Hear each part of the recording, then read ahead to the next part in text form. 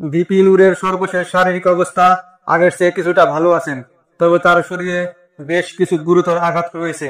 মস্তিষ্কে রক্তক্ষরণ, নাকের হাড় ভেঙে গেছে, সোয়াল ও মেরুদণ্ডেও আঘাত আছে। এই অবস্থায় নূরের স্ত্রী মারিয়া আক্তার ডক্টর মোহাম্মদ ইউনূসের সঙ্গে সাক্ষাৎ করেছেন।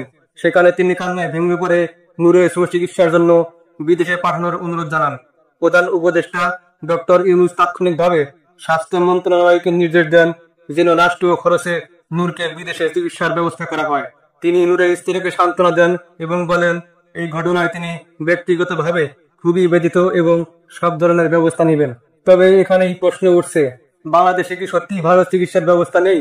1 বছরেরও বেশি সময় ধরে এই অন্তর্বর্তী সরকার ক্ষমতায় আছেন।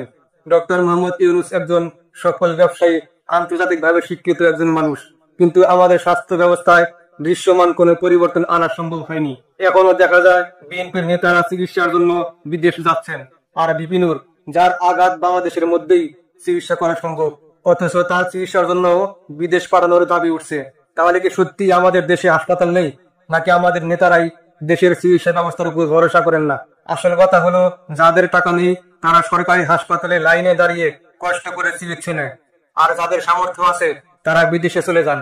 সরকার যতই আসুক আর যাক, স্বাস্থ্য খাতের এই বাস্তব চিত্রে কোনো পরিবর্তন হচ্ছে না।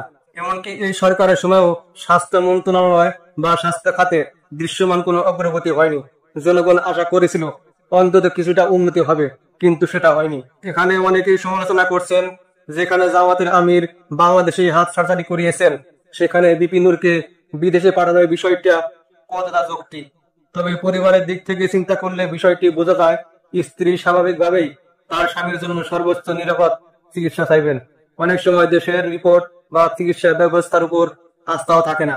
আমরা সবাই আশা করছি নূর দ্রুত সুস্থ হয়ে উঠবেন, তবে একই সঙ্গে চাই ভবিষ্যতে সরকারগুলো যেন স্বাস্থ্য খাতকে অগ্রাধিকার দেয়, এমন হাসপাতাল ও চিকিৎসা ব্যবস্থা গড়ে তোলে যাতে কোনো রাজনৈতিক নেতা বা সাধারণ মানুষ কেউ চিকিৎসার জন্য বিদেশ যেতে না হয়।